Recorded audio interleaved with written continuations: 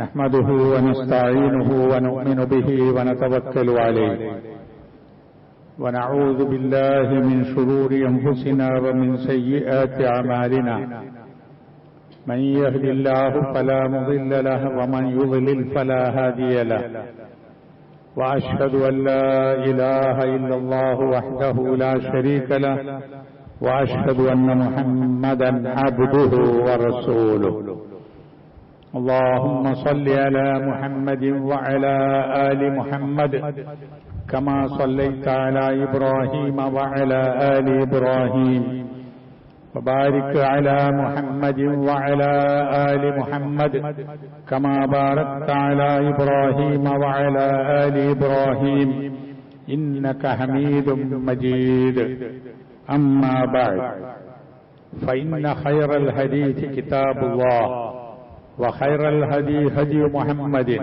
صلى الله عليه وسلم وشر الأمور محدثاتها فكل محدثة بدعة وكل بدعة ضلالة. أعوذ بالله من الشيطان الرجيم. بسم الله الرحمن الرحيم. يا أيها الذين آمنوا اتقوا الله حق تقاته ولا تموتن إلا وأنتم مسلمون. ബഹുമാന്യരായ സത്യവിശ്വാസികളെ, അല്ലാഹുവിന്റെ കൽപ്പനകൾ അനുസരിച്ചുകൊണ്ട് തഖ്വയോടുകൂടി ജീവിക്കുവാൻ പരിശ്രമിക്കണമെന്ന് എല്ലാവരെയും ഉണർത്തുകയാണ്. അല്ലാഹു സുബ്ഹാനഹു വ തആല നമുക്ക് നൽകിയിട്ടുള്ള നിയമങ്ങളാണ് പരിശുദ്ധ ദീനുൽ ഇസ്ലാമിൽ ഉള്ളത്. അത് അല്ലാഹുവിന്റെ കലാമായ വിശുദ്ധ ഖുർആനിലൂടെയും നബി സല്ലല്ലാഹു അലൈഹി വസല്ലമയുടെ ജീവിതചര്യയിലൂടെയും നബി സല്ലല്ലാഹു അലൈഹി വസല്ലമയുടെ ഉപദേശങ്ങളിലൂടെയും നമുക്ക് ലഭിക്കുകയും ചെയ്തു. മനുഷ്യർക്ക് ആവശ്യമുള്ള എല്ലാ നന്മകളുമാണ് ഖുർആൻ ജനങ്ങൾക്ക് നൽകുന്നത്, റസൂൽ സല്ലല്ലാഹു അലൈഹി വസല്ലമ ജനങ്ങൾക്ക് നൽകുന്നത്. ഇസ്ലാം മതത്തിന്റെ ഒരു പ്രത്യേകത തന്നെ എല്ലാ നന്മകളെയും അത് അംഗീകരിക്കുന്നു എന്നതാണ്.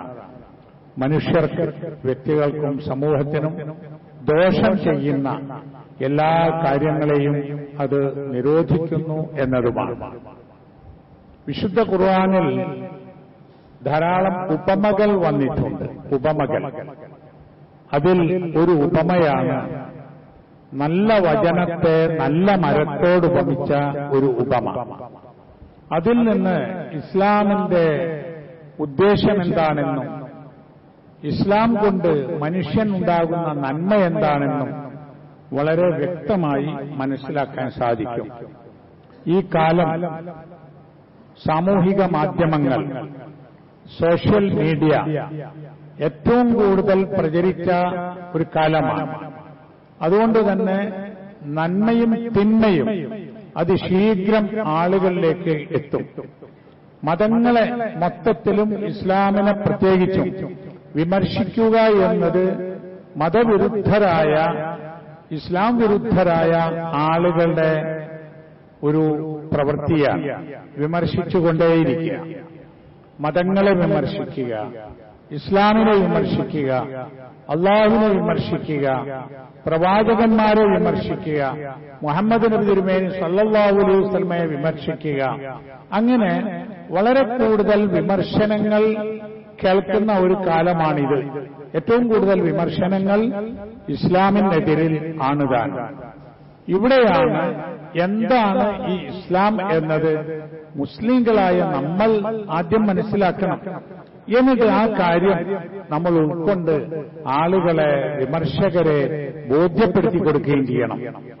ഒരു അത്ഭുതകരമായ കാര്യം അല്ലെങ്കിൽ സന്തോഷകരമായ ഒരു കാര്യം, ഇസ്ലാമിന്റെ നേർക്ക് ഇത്രയധികം വിമർശനങ്ങളും പരിഹാസങ്ങളും ഉണ്ടെങ്കിലും വളരെ കൂടുതൽ ആളുകൾ, ബുദ്ധിജീവികൾ, ചരിത്ര പണ്ഡിതന്മാർ, ശാസ്ത്രജ്ഞന്മാർ ഒക്കെ തന്നെ കൂടുതലായി പഠിക്കുന്നതും ഉൾക്കൊള്ളുന്നതുമായ ഒരു ഗ്രന്ഥമാണ് വിശുദ്ധ ഖുർആൻ എന്നതാണ്.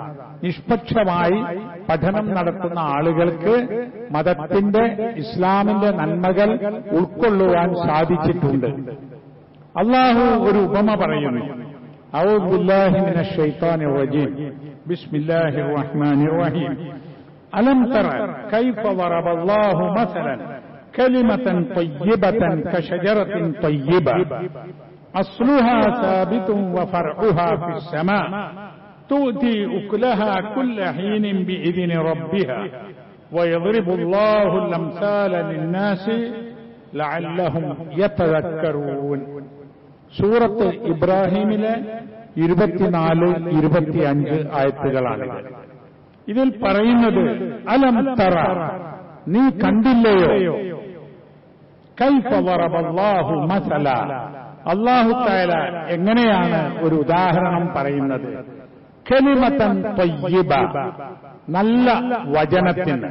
കലിമത്ത് വചനം, വാക്ക്, നല്ല വചനം, അതാണ് ത്വയ്യിബത്ത് എന്ന് പറയുന്നത്. വിശിഷ്ടമായത്, ശ്രേഷ്ഠമായത്.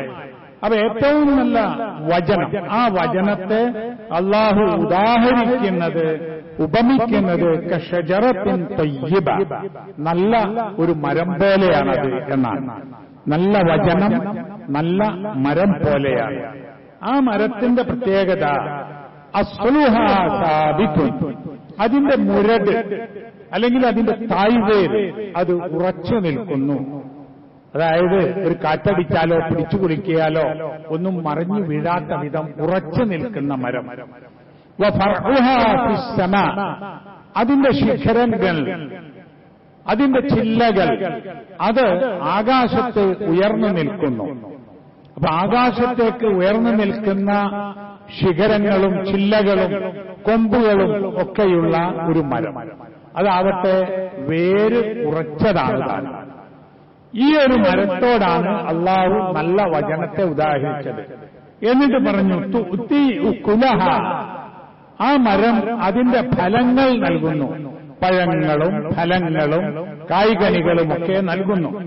കുല്ല ഹീനി, എല്ലാ നേരവും എല്ലാ കാലത്തും പഴം നൽകുന്ന, ഫലം നൽകുന്ന, കായ്കനികൾ നൽകുന്ന ഒരു മരം. ബിഇذن റബ്ബിഹ, അതിന്റെ രക്ഷിതാവിന്റെ അനുമതിയോടുകൂടി. വയദ്രിബുല്ലാഹുൽ അംസാല ലിന്നാസ്, അല്ലാഹു തആല ജനങ്ങൾക്ക് വേണ്ടി ഉദാഹരണങ്ങൾ പറയുന്നു. ലഅല്ലഹും യതദക്കറൂൻ, അവർ വളരെ നല്ല നിലയിൽ ആലോചിച്ചു മനസ്സിലാക്കാൻ വേണ്ടി. 3 ഗുണങ്ങളാണ് ഈ മരത്തെക്കുറിച്ച് അതിന്റെ പ്രത്യേകതയായി പറയുന്നത്. അതിലൊന്ന്, ആ മരം അടിയുറച്ച മരമാണ്, വീണുപോകാത്ത വേരുറച്ച മരം. അതിന് മറ്റൊരു ഗുണം, അതിന്റെ ചില്ലകൾ അത് ആകാശത്ത് ഉയർന്നു നിൽക്കുന്നതാണ്. 3ാമത്തെ ഗുണം, എല്ലാ കാലത്തും എല്ലാ സമയത്തും ആ മരത്തിൽ നിന്ന് ആളുകൾക്ക്, ജീവജാലങ്ങൾക്ക് ഫലങ്ങൾ കിട്ടും, പഴങ്ങൾ കിട്ടും, കായ്കനികൾ കിട്ടും എന്നതാണ്. ഈ മരമേതാണ് എന്ന് അള്ളാഹ് പറഞ്ഞിട്ടില്ല. മരത്തിന്റെ ഗുണങ്ങൾ പറഞ്ഞു.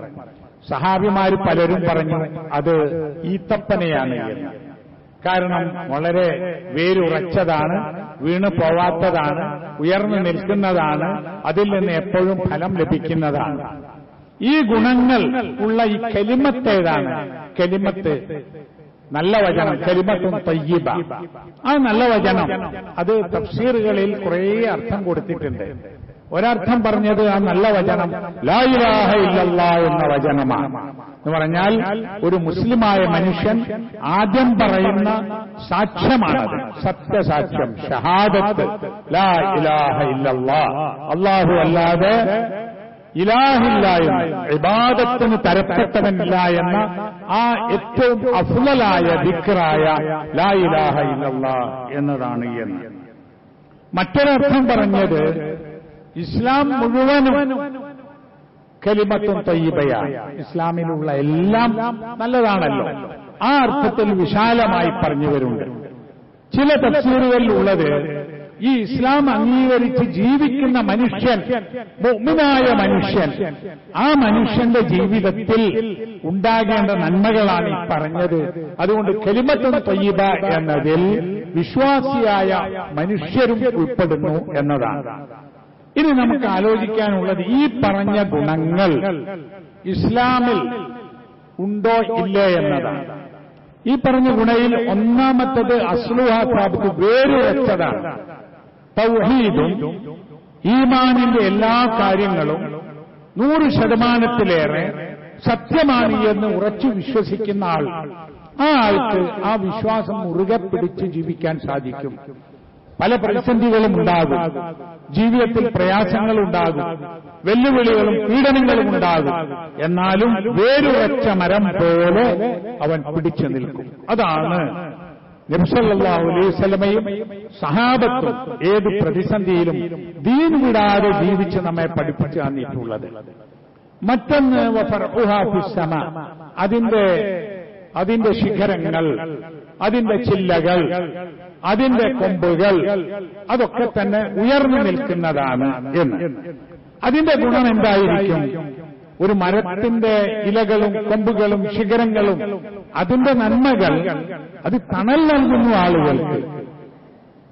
മരം സ്വയം വെയിൽ കൊള്ളുകയാണ്. എന്തിന്? അതിന്റെ ഫലമാർഗം ആളുകൾക്ക് വെയിൽ കൊള്ളാതിരിക്കാൻ തണലിലേക്ക് മാറുകയാണല്ലോ നാം ചെയ്യുക. വെയിലുള്ള സമയത്ത്, ചൂടുള്ള സമയത്ത് ഈ മരം ആളുകൾക്ക് തണൽ നൽകുന്നു, തണുപ്പ് നൽകുന്നു. മൂന്നാമത്തെ ഗുണം പറഞ്ഞത്, എല്ലാ നേരവും എല്ലാ സമയവും ആ മരം ഫലങ്ങൾ, കായ്കനികൾ, പഴങ്ങൾ അത് നൽകിക്കൊണ്ടേയിരിക്കുന്നു. ഈ ഒരു ഉദാഹരണത്തിലൂടെ ഒരു വിശ്വാസി എങ്ങനെയാവണം എന്ന് നമുക്ക് മനസ്സിലാക്കാൻ സാധിക്കും. മുഅ്മിനായ മനുഷ്യന്റെ നന്മകളാണ് ഈ പറഞ്ഞിട്ടുള്ളത് എന്ന്. റസൂൽ സല്ലല്ലാഹു അലൈഹി വസല്ലമയോട് ഒരു സഹാബി ചോദിച്ചു, അയ്യുന്നാസി അഹബ്ബു ഇലല്ലാഹ്, അള്ളാഹുവിന് ഏറ്റവും ഇഷ്ടപ്പെട്ട ആൾ ആരാണ് എന്ന്. അങ്ങനത്തെ ചോദ്യങ്ങൾ പല സന്ദർഭങ്ങളിലും നബി സല്ലല്ലാഹു അലൈഹി വസല്ലമയോട് ചോദിച്ചിട്ടുണ്ട്. ആ ചോദ്യം ചോദിക്കുന്ന സന്ദർഭം അനുസരിച്ച് പല മറുപടിയും വന്നിട്ടുണ്ട്. ഈ ചോദ്യത്തിനും അവിടെ നൽകിയ മറുപടി, അഹബ്ബുന്നാസി ഇലല്ലാഹ് അൻഫഅഹുമുന്നാസ്, ജനങ്ങൾ അള്ളാഹുവിലേക്ക് ഏറ്റവും ഇഷ്ടപ്പെട്ടയാൾ ജനങ്ങൾക്ക് ഉപകാരം ചെയ്യുന്ന ആളാകുന്നു എന്ന്. ജനങ്ങൾക്ക് ഉപകാരം ചെയ്തുകൊണ്ടേയിരിക്കുക. ഈ മരം പോലെ ആളുകൾക്ക് തണൽ നൽകുക, ആളുകൾക്ക് ഫലം നൽകുക, ആളുകൾക്ക് നന്മ ചെയ്യുന്നവനാണ് അള്ളാഹുവിന് ഏറ്റവും ഇഷ്ടം എന്ന്. മാത്രമല്ല മറ്റൊരു ഹദീസിൽ കാണാം, ലാൻ അംശിയ മാ അഖിൻ ഫീ ഹാജത്തിൻ അഹബ്ബു ഇലയ്യ മിൻ അൻ അഅ്തകിഫ ഫീ ഹാദൽ മസ്ജിദി ശഹ്റ. അതായത് ഒരു സഹോദരന്റെ ഒരാവശ്യം നിർവഹിച്ചു കൊടുക്കാൻ വേണ്ടി ഞാൻ നടന്നാൽ ആ നടത്തമാണ് എനിക്ക് ഈ പള്ളിയിൽ, മദീനത്തെ പള്ളിയിൽ ഒരു മാസം എഴുത്തിക്കാതിരിക്കുന്നതിനേക്കാളും ഇഷ്ടം എന്ന്. ആ ഇഷ്ടം, റസൂൽ ഇഷ്ടം എന്ന് പറഞ്ഞാൽ പുണ്യം എന്നാണ് മനസ്സിലാക്കേണ്ടത്. അപ്പൊ ഒരു മനുഷ്യന്റെ ഒരു ആവശ്യം തീർത്തു കൊടുക്കാൻ, സഹായിക്കാൻ, പട്ടിണി മാറ്റാൻ, ചികിത്സിക്കാൻ, പ്രയാസ ദുരിതങ്ങൾ ഉണ്ടാകുമ്പോൾ ആ ദുരിതമകറ്റാൻ വേണ്ടി ഒന്ന് നടക്കുന്നത്, ആ നടത്തമാണ് ഞാൻ ഈ മദീനയിലെ പള്ളിയിൽ ഒരു മാസം എഴുത്തിക്കാതിരിക്കുന്നതിനേക്കാളും ഇഷ്ടപ്പെടുന്നത് എന്ന് അല്ലാഹുവിന്റെ റസൂൽ സല്ലല്ലാഹു അലൈഹി വസല്ലം പറഞ്ഞു. നബി സല്ലല്ലാഹു അലൈഹി വസല്ലം പറഞ്ഞു, വല്ലാഹു ഫീ ഔനിൽ അബ്ദി മാ കാനൽ അബ്ദു ഫീ ഔനി അഖീഹി. അല്ലാഹു ഒരു മനുഷ്യനെ, ഒരു അടിമയെ സഹായിച്ചുകൊണ്ടേയിരിക്കും, ആ മനുഷ്യൻ അവന്റെ സഹോദരനെ സഹായിച്ചുകൊണ്ടിരിക്കുന്ന കാലത്തോളം. അപ്പൊ നമ്മൾ ഒരാളെ സഹായിക്കുന്നത് നമുക്ക് തന്നെയും അള്ളാഹുവിന്റെ സഹായം ലഭിക്കാൻ കാരണമാകും എന്നതാണ്. അപ്പോ ഈ അസ്ലുഹ സാബിത്തും വഫർഉഹ ഫിസ്സമാ തുതി ഉക്ലഹ കുല്ല ഹീനിൻ ബിഇദ്നി റബ്ബിഹ എന്ന് പറഞ്ഞ ഗുണങ്ങൾ ഉൾക്കൊണ്ട് ജീവിക്കുന്ന മനുഷ്യന്റെ ജീവിതത്തിൽ ഉണ്ടാവണം. അതിലൊന്നാമത്തേത് വിശ്വാസം തന്നെയാണ്. പിന്നെ ആ വിശ്വാസത്തിനനുസരിച്ച് ആരാധനകളാണ്, അതൊക്കെ നന്മകളാണ്. ആ നന്മകൾ ഉൾക്കൊള്ളുന്ന മനുഷ്യൻ, നമ്മൾ നോക്കൂ, താരതമ്യം ചെയ്ത് നോക്കൂ.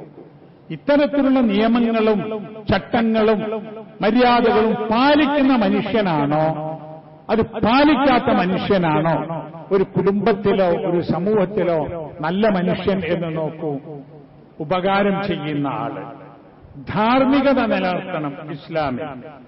അത് കുടുംബത്തിന്റെ സമാധാനം കാത്തുസൂക്ഷിക്കുന്ന വിധത്തിലാവണം. സമാധാനമുണ്ടാവണം.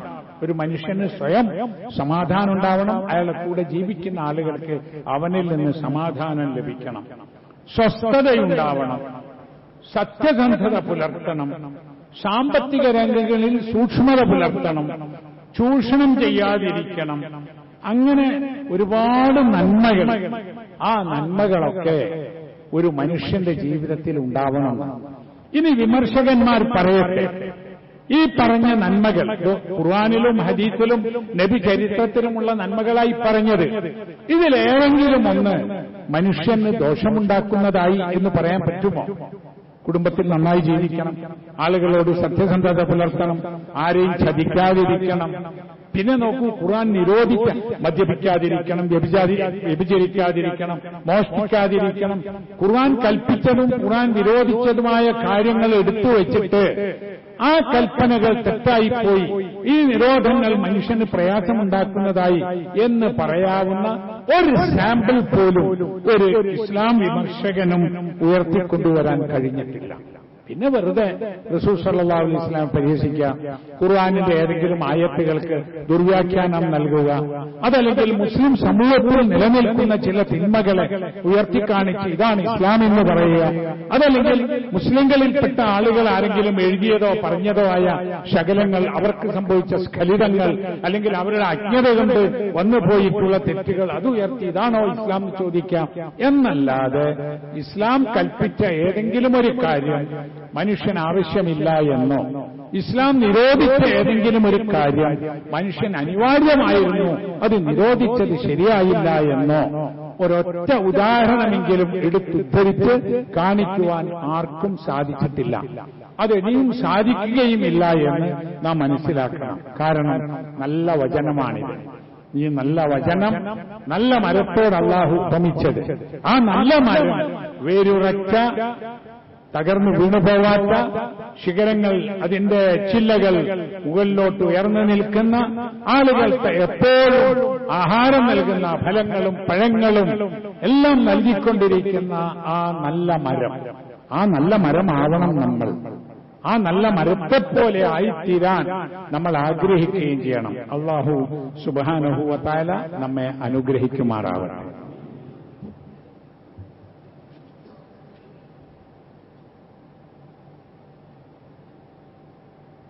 الحمد لله رب العالمين والعاقبة للمتقين وصلى الله على نبيه الكريم وعلى آله وصحبه أجمعين. അള്ളാഹുവിന്റെ വിധിയിലൊക്കെ സൂക്ഷിച്ച് ജീവിക്കണമെന്ന് വീണ്ടും ഉണർത്തുകയാണ്. അള്ളാഹു സുബ്ഹാനഹു വ തആല നല്ല വചനത്തെ നല്ല മരത്തോട് ഉപമിച്ചു. ആ നല്ല മരത്തിന്റെ പ്രത്യേകതകളും വിവരിച്ചു. ശേഷം പറയുന്നത് വമഥലു കലിമത്തിൻ ഖബീസത്തിൻ, ദുഷിച്ച ഒരു വചനത്തിന്റെ ഉദാഹരണം, കശജറത്തിൻ ഖബീസ, ഒരു ദുഷിച്ച മരം പോലെയാണ്. ഉജുത്തുസ്സത്ത് മിൻ ഫൗഖിൽ അർദ്, അത് ഭൂമുഖത്ത് നിന്ന് പിഴുതെറിക്കപ്പെട്ടിരിക്കുന്നു. മാലഹ മിൻ ഖറാർ, അതിന് ഒരു നിലനിൽപ്പുമില്ല. മരങ്ങൾ അങ്ങനെയും ഉണ്ടല്ലോ. മനുഷ്യന് ദോഷം ചെയ്യുന്ന മരങ്ങൾ, ആളുകൾ അത് കണ്ടാൽ പറിച്ചു കളയുന്ന മരങ്ങൾ, ഭൂമിയിൽ നിലനിൽക്കാത്ത മരങ്ങൾ, നിലനിൽക്കാൻ ആരും ആഗ്രഹിക്കാത്ത മരങ്ങൾ, അങ്ങനെയും ഉണ്ടല്ലോ. അതാണ് മോശമായ വചനം എന്നാണ്. അങ്ങനെ നമ്മൾ ആവരുത് എന്നാണ്. നമ്മളെ ഒരാളെ കണ്ടാൽ ഓ ഇവനായല്ലോ നമ്മുടെ നാട്ടിലേക്ക് താമസിക്കാൻ വന്നത്, നമുക്കൊരു പുതിയ ഉദ്യോഗസ്ഥൻ വന്നാൽ ഓ ഇയാൾക്ക് നമ്മുടെ നാട്ടിലേക്കാണല്ലോ ട്രാൻസ്ഫർ കിട്ടിയത്, അല്ലെങ്കിൽ ഒരു വിവാഹാന്വേഷണം നടത്തുമ്പോഴേ ഇവനായല്ലോ നമ്മളോട് വിവാഹാന്വേഷിച്ചു വന്നത് എന്ന് വിചാരിക്കുന്ന ആളുകൾ, വെറുക്കുന്ന, ആർക്കും വേണ്ടാത്ത ഒരാളായി മാറാൻ പാടില്ല. ദുഷിച്ച വചനത്തിന്റെ ഉദാഹരണം ദുഷിച്ച മരം പോലെയാണ്. അത് നിലനിൽപ്പുണ്ടാവില്ല എന്നാണ്. അങ്ങനെയാണല്ലോ ആരും ആഗ്രഹിക്കില്ല. ആർക്കും വേണ്ടാത്ത മോശമായ സ്വഭാവങ്ങളുള്ള ജീവിതശൈലിയുള്ള ആളുകൾ അതാണ്, അല്ലെങ്കിൽ ആ സ്വഭാവമുള്ള അത്തരത്തിലുള്ള വൃക്ഷത്തോടാണ് അള്ളാഹു മോശമായ വചനത്തെ ഉദാഹരിച്ചിട്ടുള്ളത് എന്ന് നാം അറിയണം. നാം ചെയ്യുന്ന എല്ലാ കാര്യങ്ങളും നമുക്കൊരു നിയ്യത്തുണ്ടെങ്കിൽ നമുക്കത് പുണ്യമാക്കി മാറ്റാൻ സാധിക്കും. നമ്മുടെ മനസ്സിൽ ഒരു നിയ്യത്തുണ്ടാകണം, ഒരു ഉദ്ദേശശുദ്ധി ഉണ്ടാകണം. നബി സല്ലല്ലാഹു അലൈഹി വസല്ലം പറഞ്ഞൊരു ഹദീസിലുണ്ട്, തബസ്സുമുക ഫീ വജ്ഹി അഖീക ലക സദഖ. നിന്റെ പുഞ്ചിരി, നിന്റെ സഹോദരന്റെ മുഖത്ത് നോക്കി നീ പുഞ്ചിരിക്കുന്ന പുഞ്ചിരി, അത് നിനക്ക് സദഖയാണ്. സദഖ ചെയ്യാൻ പണം തന്നെ വേണമെന്നില്ല. ഒരു സുഹൃത്തിനെ കണ്ടൊന്ന് പുഞ്ചിരിച്ചാൽ, ആ പുഞ്ചിരിയോടൊപ്പം ഒരു സലാം പറഞ്ഞാൽ, വിവരങ്ങൾ അന്വേഷിച്ചാൽ അത് അവന് നൽകുന്ന ഒരു സദഖയാണ്. വഅംറുക ബിൽ മഅറൂഫി വനഹിയുക അനിൽ മുൻകരി സദഖ. ആളുകളോട് നല്ല കാര്യങ്ങൾ കൽപ്പിക്കുന്നത്, പറഞ്ഞു കൊടുക്കുന്നത്, അതുപോലെ ആളുകളോട് ചീത്ത കാര്യങ്ങളെക്കുറിച്ച് തടയുന്നത്, വിരോധിക്കുന്നത്, അതും നീ അവർക്ക് നൽകുന്ന ഒരു സദഖയാണ്, ഒരു പുണ്യമാണ്. വബസറുക ലിർറജുലി അർറദീൽ ബസർ സദഖ. കണ്ണ് കാണാത്ത ഒരാളെ, കാഴ്ചയില്ലാത്ത ഒരാൾക്ക്, അയാൾക്ക് നീ വഴി കാണിച്ചു കൊടുത്താൽ, അയാൾക്ക് എത്തേണ്ട സ്ഥലത്തേക്ക് എത്തിച്ചു കൊടുത്താൽ അത് സദഖയാണ്. അതുപോലെ തന്നെ ഇമാത്തത്തുക അൽ ഹജറ വശൗക വൽ അളമ അനി ത്വരീഖി ലക സദഖ. ആള് നടന്നു പോകുന്ന വഴി, ത്വരീഖ്, ആ വഴിയിലുള്ള കല്ലും മുള്ളും എല്ലുകളും മറ്റു വസ്തുക്കളും ഇല്ലേ വഴിയിൽ തടസ്സമുണ്ടാക്കുന്നത്, അതൊക്കെ ഒന്ന് മാറ്റിവെച്ചാൽ അതും സദഖയാണ്. ഇപ്പൊ നമ്മളെ ശുചീകരണ വാരം അല്ലെങ്കിൽ ശുചീകരണ ദിനം എന്ന് പറഞ്ഞാൽ അങ്ങനെ ഒരു വാരവും ദിനമൊന്നുമല്ല. എന്നും നമ്മൾ ആളുകൾക്ക് നടക്കാനുള്ള വഴി വൃത്തിയാക്കി വെക്കണം, മാലിന്യങ്ങൾ മാറ്റണം. നമ്മളത് വൃത്തിയാക്കില്ല എന്ന് മാത്രമല്ല, നമ്മുടെ വീട് വൃത്തിയാക്കിയിട്ട് മാലിന്യങ്ങൾ പൊതുവഴിയിലേക്ക് ഇടുന്ന ആളുകളുണ്ട് പലരും. ഹദീസിൽ പറഞ്ഞത് ജനങ്ങൾ നടക്കുന്ന വഴിയിലെ കല്ലും മുള്ളും മറ്റു മാലിന്യങ്ങളും ഒക്കെ നീക്കം ചെയ്യണം എന്നാണ്. അതും ഒരു സദഖയാണ്. അതുപോലെ വഫറാഉക മിൻ ദൽവിക ഫീ ദൽവി അഖീക സദഖ. വെള്ളം കോരിക്കൊണ്ടുപോകുന്ന അവസ്ഥയിലെ സാഹചര്യത്തിലെ നീ എടുത്തിട്ടുള്ള ബക്കറ്റിൽ നിന്ന് നിന്റെ സഹോദരന്റെ ബക്കറ്റിലേക്ക് വെള്ളം ഒഴിച്ചു കൊടുത്താൽ അത് സദഖയാണ് എന്ന് പറഞ്ഞാൽ, നമ്മൾ നമുക്ക് വേണ്ടി ശേഖരിച്ചു വെച്ച വെള്ളം മറ്റൊരാൾക്ക് കൊടുത്താൽ അത് സദഖയാണ്. നമ്മൾ എന്തെല്ലാം സാധനങ്ങൾ അന്യോന്യം പങ്കുവെക്കേണ്ടി വരും, എന്തെല്ലാം സാധനങ്ങൾ കടം വാങ്ങേണ്ടി വരും. വയംനഊനൽ മാഊൻ അറഅയ്തല്ലദീ യുകദ്ദിബു ബിദ്ദീൻ. ആ ആയത്ത് അവസാനിക്കുന്നത് വയംനഊനൽ മാഊൻ. മാഊൻ തടയുന്നവർ അവരും മതത്തെ കളവാക്കുന്നവരാണ്. എന്താ മാഊൻ? മാഊൻ എന്നതിന്റെ അർത്ഥം, അതിന്റെ തഫ്സീർ നോക്കിയാൽ കാണാം, മനുഷ്യർ പരസ്പരം അങ്ങോട്ടും ഇങ്ങോട്ടും കൊടുക്കുകയും വാങ്ങുകയും ചെയ്യേണ്ട സാധനങ്ങളുണ്ടല്ലോ, അത് കൊടുക്കാതെ തടഞ്ഞു വെക്കുന്നവൻ. ഇപ്പൊ നമുക്ക് എന്നും ആവശ്യമില്ലാത്ത ഒരു പാത്രം നമ്മുടെ വീട്ടിൽ അതിഥികൾ വന്നപ്പോ ഭക്ഷണം പാകം ചെയ്യാൻ വേണം, അത് അടുത്ത വീട്ടിൽ നിന്ന് ചോദിച്ചാൽ കൊടുക്കണം. നമുക്ക് എന്നും ആവശ്യമില്ലാത്ത ഒരു ഉപകരണം നമ്മൾ അടുത്ത ഒരാൾ ചോദിച്ചാൽ കൊടുക്കണം. അതുപോലെ തന്നെ ആവശ്യമുള്ള, അപ്പൊ വെള്ളം തീർന്നുപോയി ഒരു വീട്ടില്, അപ്പൊ നമ്മുടെ വീട്ടിൽ നിന്ന് അവർക്ക് വെള്ളം കൊടുക്കണം. ഗ്യാസ് തീർന്നുപോയി, ഇപ്പൊ അത് വലിയ വിഷയമല്ലേ, അപ്പൊ നമ്മുടെ അടുത്ത് ഗ്യാസ് ഉണ്ടെങ്കിൽ അത് കൊടുക്കണം. ഇങ്ങനെ ഇതെല്ലാം സദഖയാണെന്നാണ്. ഇതൊക്കെ സദഖയായി പരിഗണിക്കുന്ന സംഗതികളാണ്. കടം കൊടുക്കണം, മാവ് എന്ന് പറഞ്ഞാല് അതങ്ങ് എടുത്തോളാൻ കൊടുക്കലല്ല, കൊടുത്താൽ അവർ തിരിച്ചു തരും, എന്നാലും അത് സദഖയാണെന്നാണ്. അപ്പൊ ഇതാണ് ഇസ്ലാം നൽകുന്ന നന്മകൾ എന്ന് നാം അറിയണം.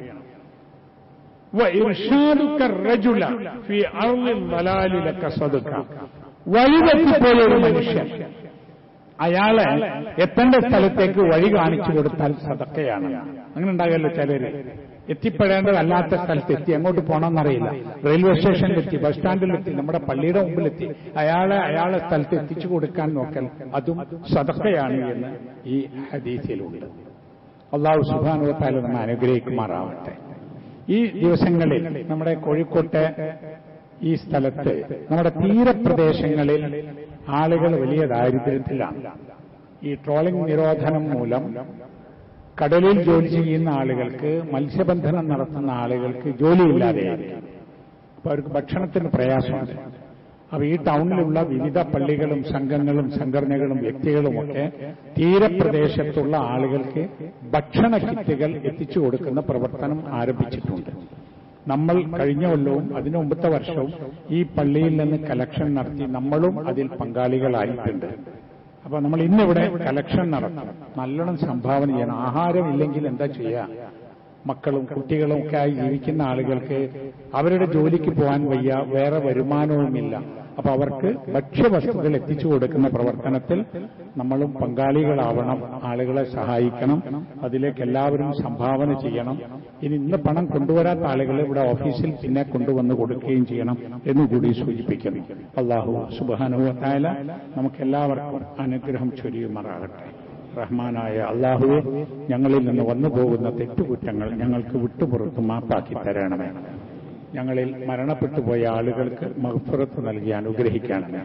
രോഗങ്ങളും പ്രയാസങ്ങളും കൊണ്ട് കഷ്ടപ്പെടുന്ന ആളുകളുടെ എല്ലാ രോഗങ്ങളെയും പ്രയാസങ്ങളെയും ദൂരീകരിച്ച് തരണമേ.